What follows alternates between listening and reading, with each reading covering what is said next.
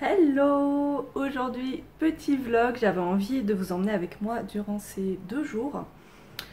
Puisqu'il y a plusieurs petites choses que j'aimerais faire, notamment faire mon bullet journal du mois d'avril. Donc c'est l'occasion pour vous montrer un petit peu comment je fais pour le décorer simplement. Je viens tout juste de prendre mon repas de midi. Petit artichaut, petite butternut coupée en morceaux, rôti au four avec des petites épices, c'était très très bon. Et là j'ai envie de crêpes.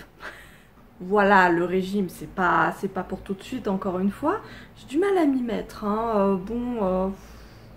Mais là, c'est la semaine de mon anniversaire. Et oui, je vais avoir 34 ans. Bon, autant vous dire que depuis que j'ai passé les 30 ans, je suis un peu... je suis un peu dégoûtée là, parce que je me sens vieillir. Mais bon, écoutez, hein, ça on choisit pas. Donc voilà, j'ai envie de me faire un peu plaisir. Petite crêpe, voilà. J'en profite pour vous montrer mes plantes. Mais là, entre l'automne 2021 et le printemps 2022, quasiment toutes mes plantes sont mortes, je suis déprimée. Donc là, j'ai racheté celle-ci. Je l'ai achetée ce week-end, elle est toute mignonne, j'adore. Alors si vous voulez la variété, c'est une Peperomia Piccolo.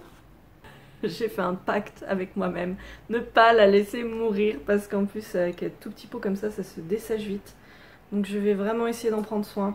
Je suis très contente parce que cette plante que j'ai achetée il y a 1 an, je vous mets une photo mais franchement elle était tellement sublime et j'ai oublié de l'arroser et là je suis super contente. Mais elle m'a fait une nouvelle pousse.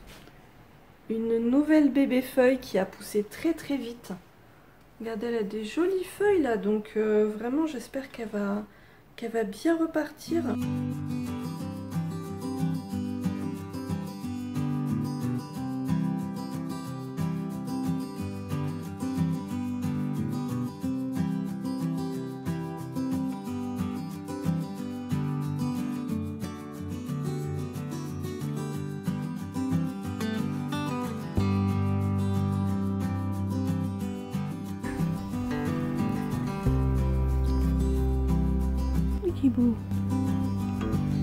Petit beau petit lapin.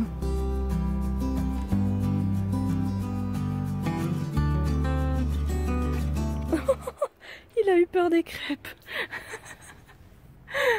Ah ben il risque pas de m'en piquer, hein. Petit bébé. Alors, tout ça c'est mes petits trésors, un peu bullet journal et bricolage DIY. Là, j'ai tout un tas de papiers, vous allez voir, c'est pour décorer justement mon bullet journal. Des jolis, voilà, des jolis petites pubs, voilà, très colorées, des trucs très sympas, de magazines pour décorer. J'ai aussi plein de stickers, vraiment plein. Là j'en ai plein, des trucs de Noël, des trucs plus pour l'été ou autre. J'adore les stickers. Voilà, c'est mes aubergines, elles font un peu la tronche mais on croise les doigts. Alors j'organise chaque mois l'un après l'autre. Donc là c'est la fin de mon mois de mars. Là vous voyez je fais des listes au fur et à mesure. Là c'était la liste, j'ai pas encore noté le titre mais c'est la liste de tous les romans, mangas, etc.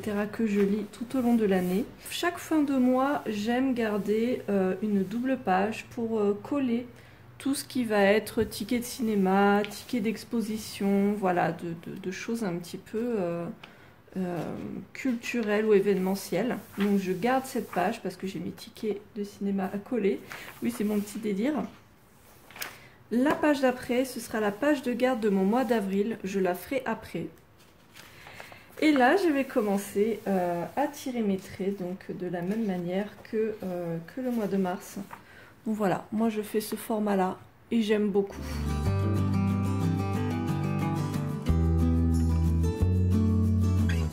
Voilà, maintenant que toutes mes lignes sont tracées, je vais pouvoir écrire les jours de la semaine.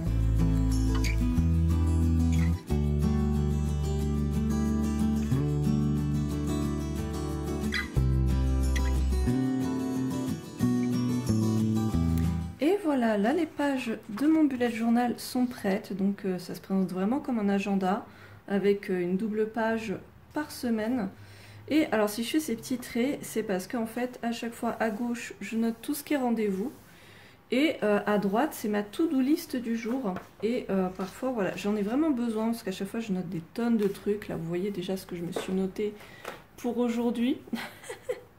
Voilà, à chaque fois je note plein de trucs et je sais pas, je sais jamais si j'aurai le temps de tout faire, hein, mais bon, ça me permet un peu de me guider. Et comme vous pouvez le voir, eh bien, demain j'ai l'intention de refaire du henné. J'essaye d'en faire à peu près une fois par semaine, une fois tous les 10-15 jours à peu près. J'en ai fait la semaine dernière déjà, je vous avais montré en reel ce que ça donnait. Juste pour comparer, je voulais vous montrer un peu comment je faisais avant. En l'année 2020, j'étais plutôt sur les dessins, vous voyez, je décorais comme ça, je dessinais, j'aimais beaucoup, hein, franchement, c'était très sympa, mais ça prend du temps. Du coup, l'an dernier, j'étais plus sur les stickers, donc voilà des exemples, hop, hop, voilà, c'est tout mignon, mais là, je suis à fond sur un autre procédé qui est en fait de découper des jolis papiers et de les coller comme ça. Voilà, j'aime beaucoup. J'aime beaucoup, beaucoup. Bon, j'avais de la colle liquide et du coup, comme vous pouvez le voir, ça fait gondoler les pages. Donc, j'ai investi dans un petit truc. Tadam! C'est un petit roll-on de colle. J'en ai marre de moi. Regardez ce que j'ai fait. J'ai dit hein, que je laissais des pages. J'ai ça.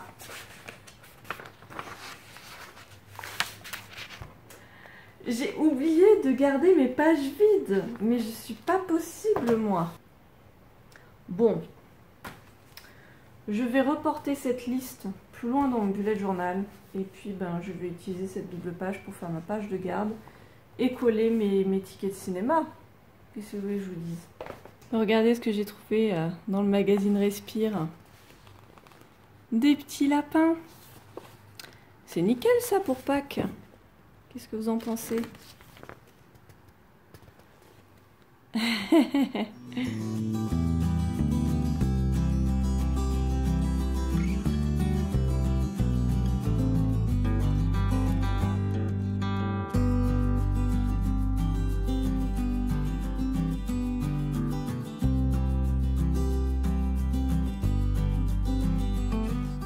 Bon, je suis pas très douée en brush lettering, mais bon. On s'en contentera.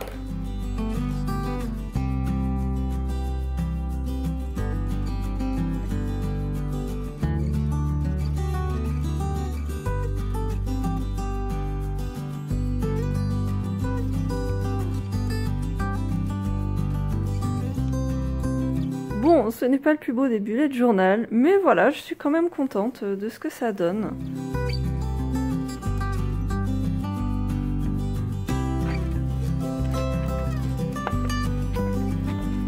Ah la goinfre. Ah cette goinfre, c'est pas possible.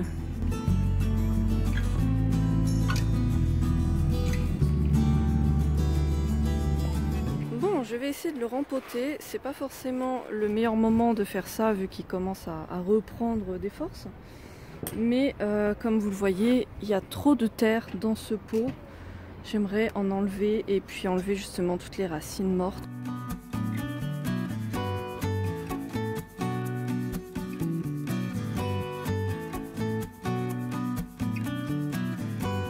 Vous n'avez pas vu, là il y a une toute nouvelle pousse. Oh, je suis trop heureuse de se dire elle repart bien.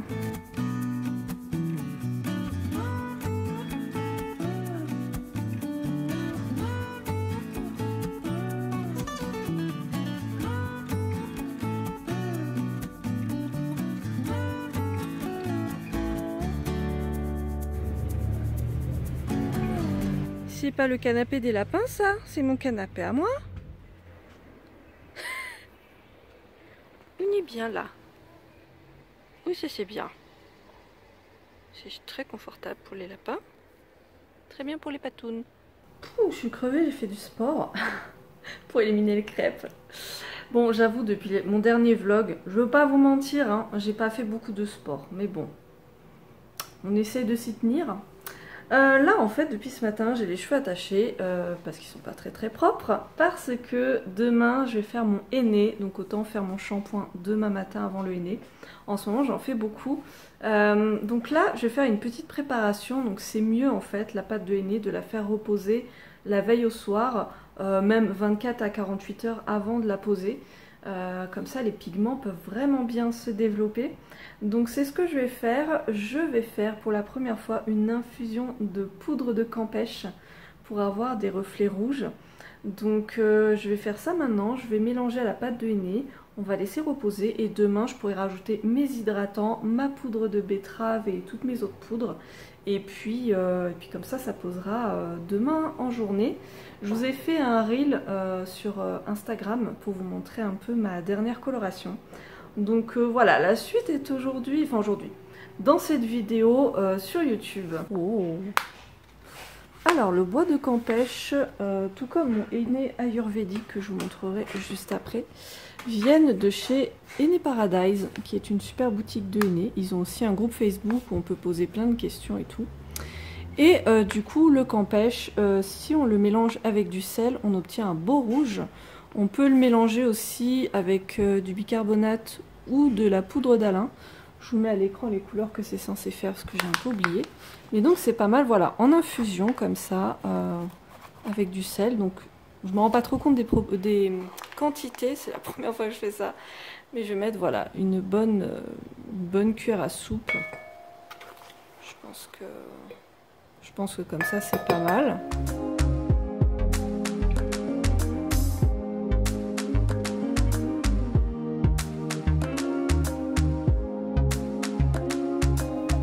Ça fait une belle couleur, on dirait, je sais pas, on dirait du vin. Alors évidemment, c'est histoire de sel, de bicarbonate, c'est vraiment une histoire de pH. Et le bois de campeche n'aime pas l'acidité, de ce que j'ai lu, donc on ne peut pas mélanger hibiscus et campeche. Je vais déjà peser mon henné, donc si vous n'avez pas vu dans mon reel, du coup ça s'appelle le henné ayurvédique. Donc en fait, c'est tout simplement un mélange fait par Henné Paradise. Il y a du henné naturel, donc si je dis pas de bêtises, c'est du henné du Rajasthan. C'est un henné qui est très riche en lawson, donc le lawson qui est le principe actif colorant. Donc un henné très colorant avec tout un tas de plantes qui vont apporter de la force, de la brillance, de la tenue et de l'hydratation. Donc ah mais du coup il y a de l'hibiscus. Et oui, je viens de remarquer, il y a de l'hibiscus en fait dans mon henné. Eh mais j'ai pas du tout fait gaffe. Ah, bah j'ai pas le choix là. Enfin bon, j'ai fait mon infusion de campeche. Écoutez, on va tester, hein. On va tester. Ah mais aujourd'hui c'est le fail, hein. Il y a ça, il y a mon bullet journal où je me suis fait n'importe quoi. Bon, bah écoutez, voilà. La dernière fois, je n'avais pas mis assez de poudre de henné. Donc là, je vais augmenter un peu la dose. Je vais mettre directement 100 grammes. Voilà. Et bien sûr, avec le reste des poudres que j'ajouterai demain, et ben ça fera à peu près 130 grammes de poudre. Ouais, donc voilà, ça c'est ma recette. Là, ce soir, je fais ça, un repos d'une nuit. Et demain, j'ajoute tout ça.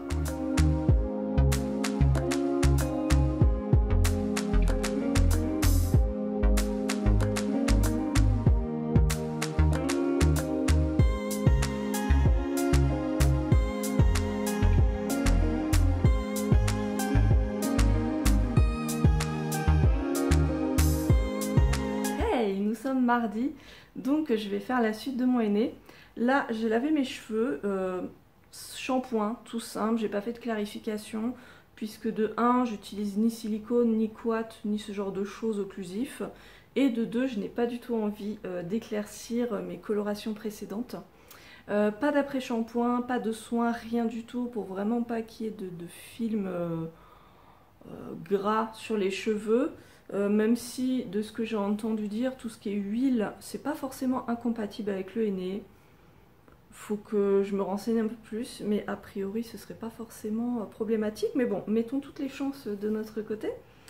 Petite info, j'ai demandé sur le groupe Facebook Henné Paradise j'ai demandé si c'était grave du coup d'avoir mis mon infusion de bois de campèche dans mon henné ayurvédique.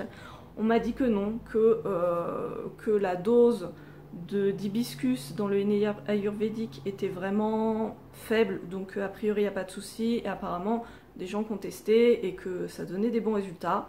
Donc voilà.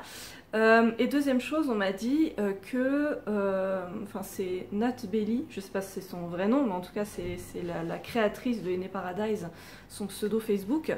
Donc Nat Belly qui m'a dit que l'infusion de bois de campèche, c'est mieux de mouiller le henné avec juste avant la pause, de pas laisser poser le henné une nuit avec. Voilà, mais je pense pas que ce soit problématique, je pense que l'effet serait maximisé en l'utilisant tel quel tout de suite. Donc pour l'instant voilà, je vais rajouter mes petites poudres, on va faire ça comme ça, et puis comme je vous dis, voilà, les prochaines fois je ferai d'autres tests. Mais je ne parle pas plus longtemps, on va y aller.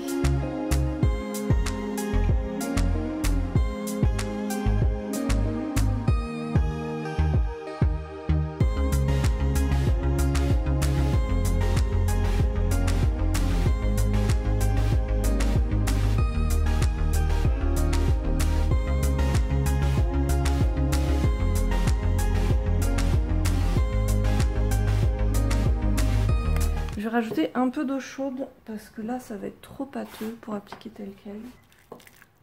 Et puis les poudres ont quand même besoin d'un peu là se réhydrater. Les poudres que je viens de mettre. Vous voyez cette texture un peu de bloc gélatineux? Ben ça c'est justement les mucilages, que ce soit de la poudre de l'aloe ou du fenugrec. Voilà. On a une pâte bien onctueuse. Oui, j'ai pas précisé, hein, mais là je fais juste en un seul temps, je fais pas deux temps. Je vais pas tout vous filmer comment j'applique ça parce que je vous ai déjà montré en vidéo. Mais si ça vous intéresse, je crois que c'était sur ma vidéo sur le katam que je vous avais tout montré comment j'appliquais ça. Je vous remettrai ça de toute façon dans le petit i. Juste petite précision, c'est vrai que jusqu'à présent, peut-être que je ne mettais pas assez de henné sur les cheveux. On dit vraiment qu'il faut mettre limite trop de pâte de henné. Il faut vraiment que le cheveu soit complètement gorgé de pâte. Vraiment en mettre trop, et peut-être que j'en mettais pas assez, donc j'essaye justement non, mon jean, pas mon jean. Vous voyez déjà là pour cette première partie, je pense que c'est pas mal. Évidemment il faut que je fasse aussi devant, et puis voilà, bien pareil, réparé. Ouh, on est bien je pense. Ça fait 5h30 que mon henné pose, donc ça y est, je vais le retirer, j'en ai marre. Généralement je fais 5-6 heures maxi parce qu'après ça me saoule. Donc je vais aller rincer ça sans shampoing, sans après-shampoing non plus. Et puis on verra, je vous montrerai vite fait demain avant de clore ce vlog à quoi ça ressemble.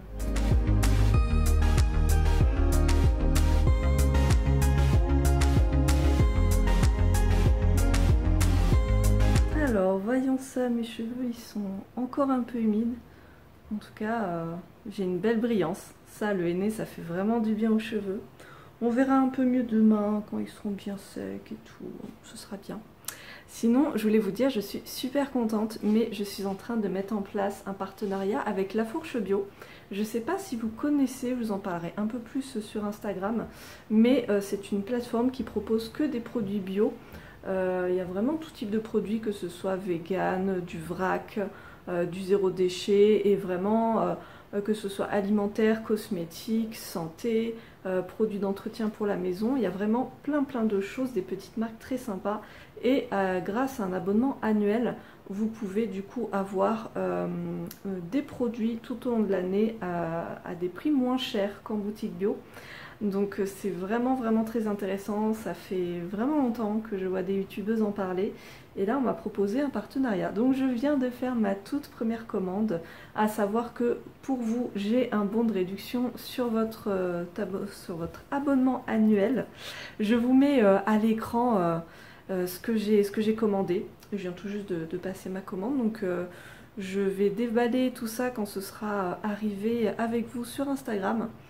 Et voilà, je suis trop contente de tester. Il pleut, mais je voulais vous montrer. J'ai cueilli ça pour ma soupe. Oui, cette chose, c'est un chou. Un chou vert, voilà, qui est en train de monter en graines. Mais c'est pas grave, hein, je vais mettre les feuilles dans ma soupe, il n'y a pas de souci. Deux tout petits navets. Ah, mon dernier navet, il était très très beau, mais là, c'est des tout petits navets. Et une petite carotte. Elle est pas très grande, mais je la trouve hyper shoot. Et je vais mettre les fans aussi dans la soupe. Et là, les petits bébés qui se régalent avec les fans de navets. Ça, c'est la belle vie, ça. Hein? Et voici le résultat de mon henné. Je n'ai pas l'impression qu'il y ait plus de reflets que la semaine dernière, à voir du coup avec le temps et au fur et à mesure des applications. J'aime bien les reflets que ça me donne. Je vais vous montrer ce que ça donne à la lumière du jour, car là, heureusement, on a un petit rayon de soleil. Les reflets ne sont pas tout à fait rouges.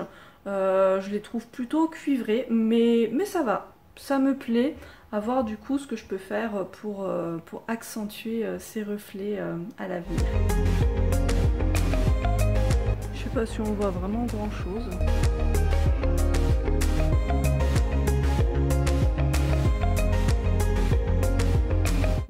Voilà, je vais arrêter ce vlog maintenant. Je vous retrouverai tout bientôt pour d'autres vidéos. Et puis si les vlogs vous plaisent, moi en tout cas ça m'amuse beaucoup. Donc franchement, j'hésiterai pas à en refaire. Dites-moi si ça vous plaît et ce que vous aimeriez voir dans mes vlogs. Je vous fais plein de gros bisous et je vous dis à très bientôt. Salut!